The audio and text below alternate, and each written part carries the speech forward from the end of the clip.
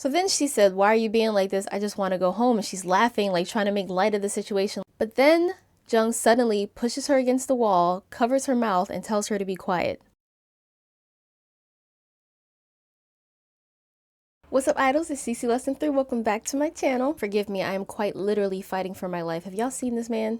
와. 하나 더. 나이스. You better stop! Why is he doing this to us? With that little piece of joy out of the way, sadly this video won't be like my typical story times, as this story is quite somber and there's an investigation. Typically my story times are goofy, there's a lot of edits, it's funny, there's like comedic tones, and if you want to see those types of videos, I encourage you to check out some of the playlists I've put together. I have story time playlists, vlogging in Korea playlists where I'm out clubbing, I'm dating, I'm teaching, just living my life in Korea. I put these videos together in playlists if you guys want to keep watching those and binge them, because it really helps me out a lot.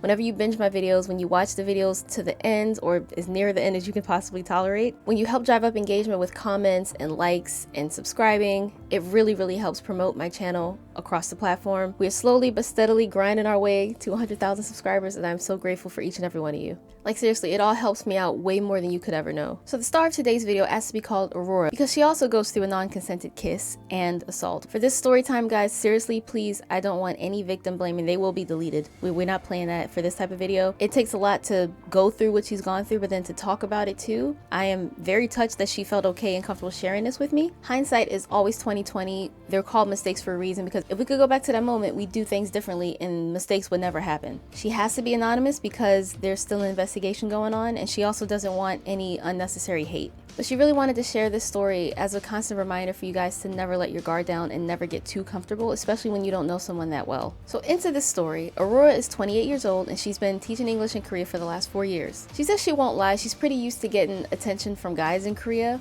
because a lot of them are interested in sleeping with foreigners who look a certain way. But for the first 3 years of her life in Korea, she was in a serious long-term relationship, so she wasn't really dating, entertaining them, or looking for anything like that. But in the last year, she's been interested in dating again and trying to put herself back out there. She really likes her life in Korea. She gets along really well with her co-workers. She said that she speaks really decent Korean after being there for so long, and she was able to assimilate well into Korean culture. She has a lot of Korean friends, so she always feels like included with those sorts of activities.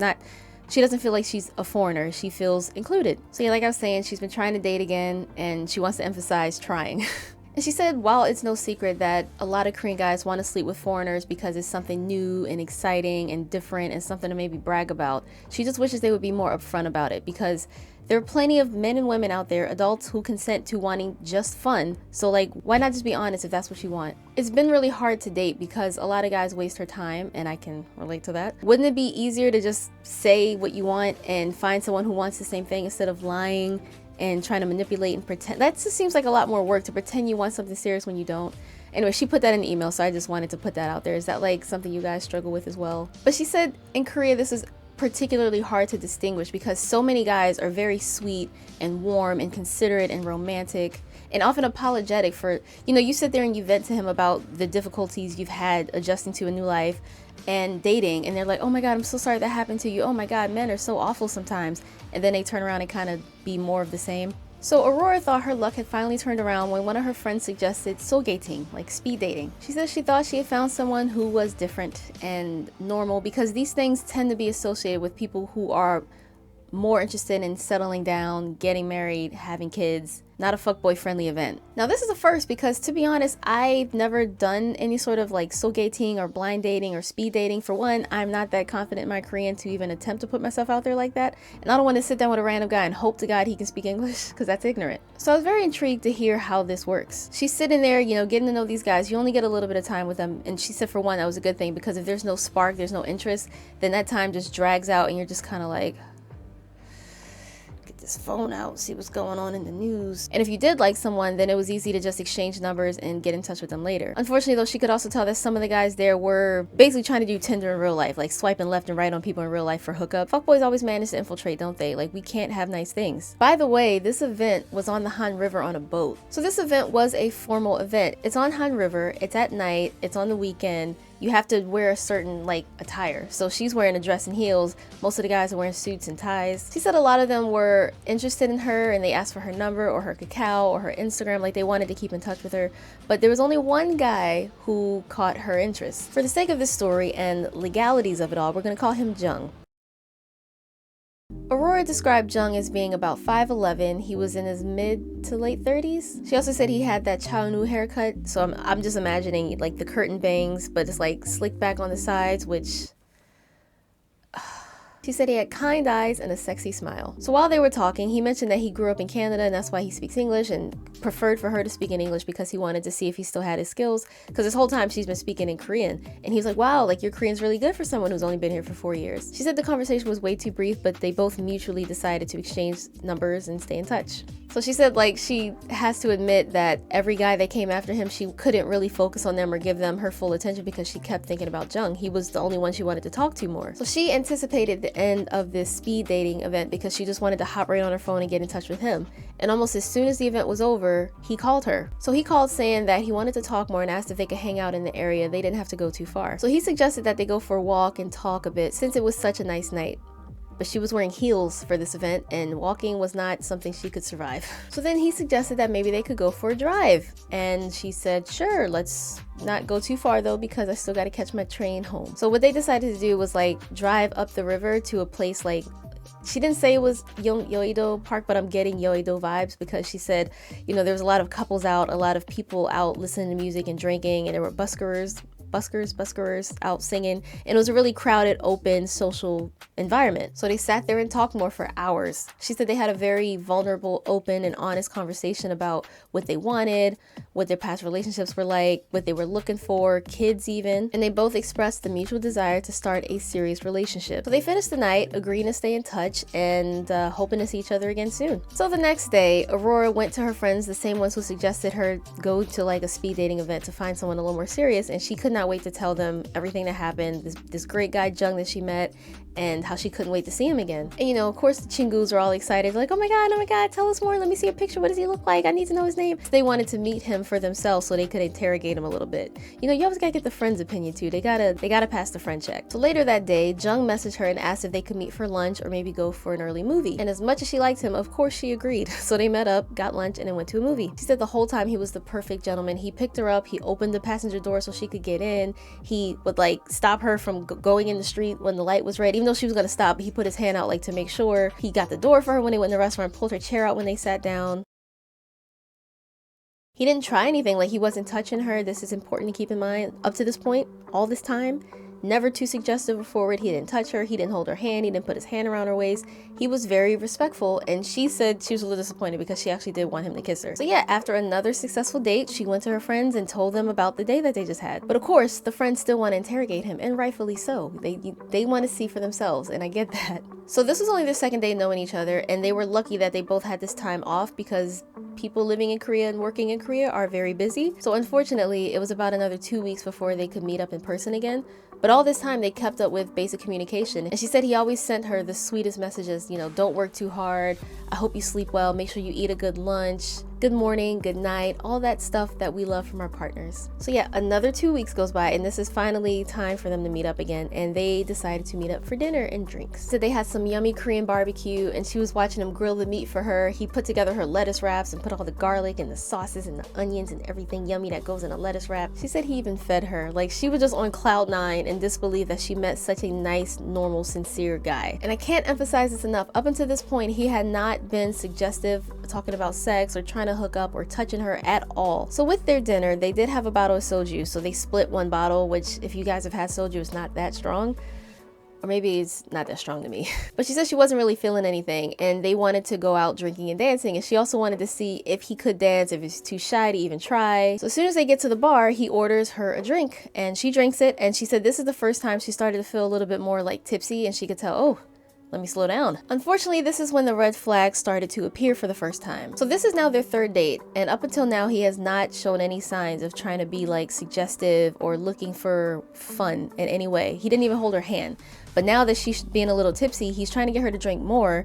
He's sitting closer to her. He's like trying to put his hand on her back and rubbing her leg, and she says she started to feel a bit uncomfortable because why was he only doing this when she had a few drinks? So she kept asking him why he wasn't drinking and why he only wanted her to continue drinking. She wanted to believe he was only like this because of the alcohol, but keep in mind he only had half a bottle of soju at this point, and if he's a grown man like 5'11", that shouldn't really affect him too much. So that was it. That night ended with her feeling a little more uncomfortable about him and kind of questioning what he really was looking for. So as she did with the previous 2 times, she called her friends and told them about what happened, and of course the red flags are going up, and they're like, can we please finally meet this guy?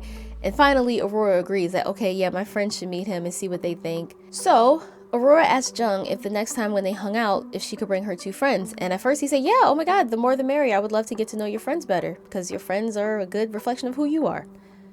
Suddenly, a few hours before they're supposed to go out, he said he wanted to meet Aurora just by herself. He had all these reasons, but she said, okay, girls, I'm sorry, but he doesn't want to meet you guys tonight. And this is where a crazy twist / suggestion happens from one of her friends.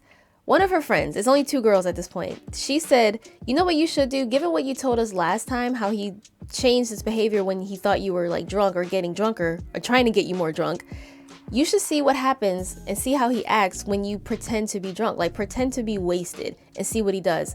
A real gentleman will protect you and take care of you and make sure nothing bad happens to you. A bad guy will take advantage. And crazy enough, Aurora agreed to this plan. She's like, you know what? Yeah, because the way he was the first 2 times we hung out did not match who he was the last time we hung out. So I want to kind of get to the bottom of this and see if it's an alcohol thing or see if he would truly try to take advantage of me. So this was the plan.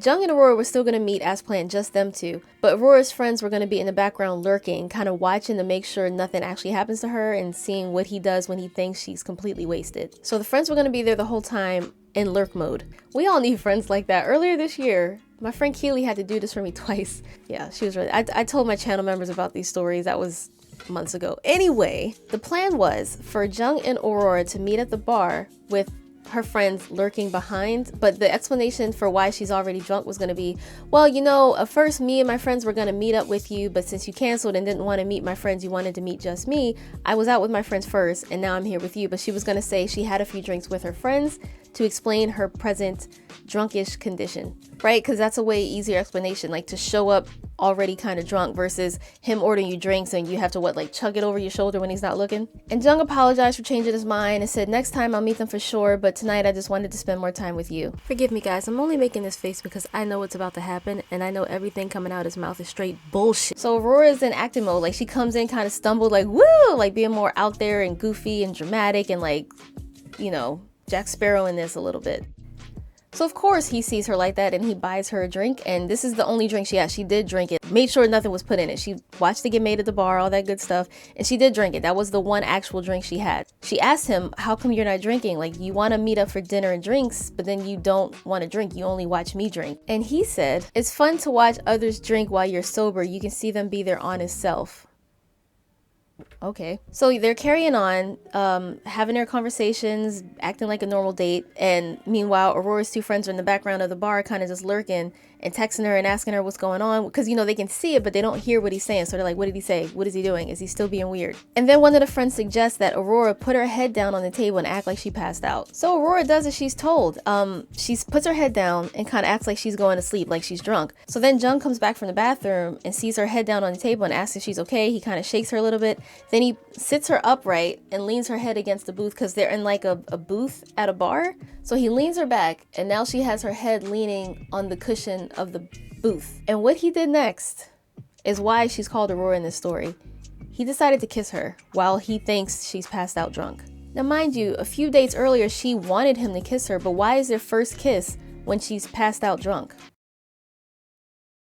I don't know how, but Aurora stays in character. She's pretending to be drunk, but she kind of comes to like, what happened? Like, what did I miss? Woo-hoo-hoo. Like, just in a good mood. Like, she didn't acknowledge the kiss at all. So then he says, I think you're sick. We need to get you home. So she goes with him. Like, they're heading out of the bar now. And she says, oh, I'm sorry. I guess I had too much to drink with my friends. I'm sorry. I'm so sorry. Being out of it and apologetic, pretending to still be drunk. And looking back, Aurora said the only reason she kept this going is because she knew her friends were watching and they would not let anything bad happen to her. And she also wanted to see how far he would take this to know what kind of guy he really was. She said admittedly so, she knew it wasn't going to be anything good, but she just had to see what else he was going to try and do. So they walk out of the bar. Jung is completely unaware that her two friends are watching and waiting. Now they're supposed to be walking towards his car because he's supposed to be trying to take her home, but instead they walk down a less populated street, kind of like an alley where there's less pedestrians, less foot traffic, and more suspicion. So then she's asking, like still trying to be in character, she's like, where are we going?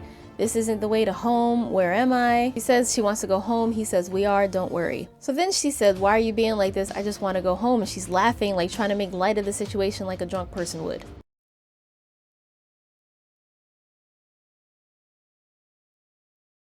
But then Jung suddenly pushes her against the wall, covers her mouth, and tells her to be quiet. He tried kissing her again and taking off her underwear while having her pressed against the wall. Like, he said his body was like pressing her against the wall, and that she found it hard to breathe. Suddenly her friends came rushing in. One friend was recording what he was doing, and they screamed, what are you doing? Get off of her. And he didn't put up a fight. He panicked and ran off. So the friends come in rushing to console her. They feel so guilty and apologetic for suggesting this weird plan. Aurora's just standing there shaking, paralyzed, confused, scared, don't know what the fuck just happened. She said he went from a prince to an attacker in no time. She said it was all so sudden. It felt like she was hanging out with two different people because this was not the same guy she met on that boat.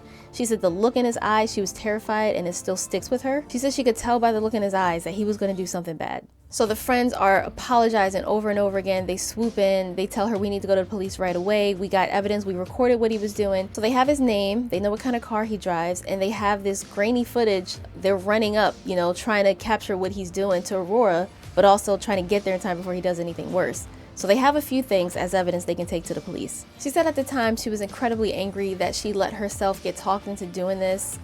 She felt really stupid for letting herself get in that situation. And she said that she thinks she took it way too far. But in hindsight, she's grateful that she did that. She's grateful her friends were there.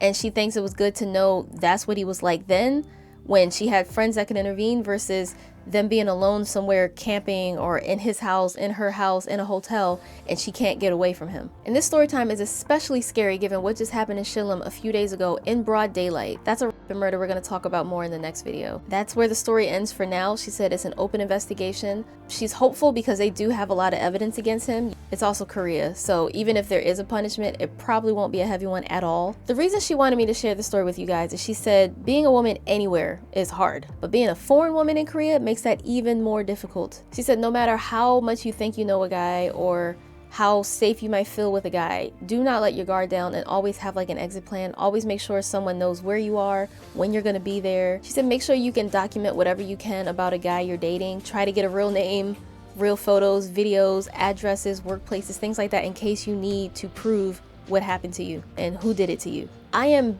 beyond grateful that she felt comfortable sharing the story with me and you guys. Like, I know this wasn't easy to relive and retell, especially as it's playing out actively with investigations. Anywho, I know this story time was a bit more like serious. If you do want to see the funny story times, like I mentioned before, I have playlists that are going to pop up on this end screen in a few seconds. Check those out, binge my videos.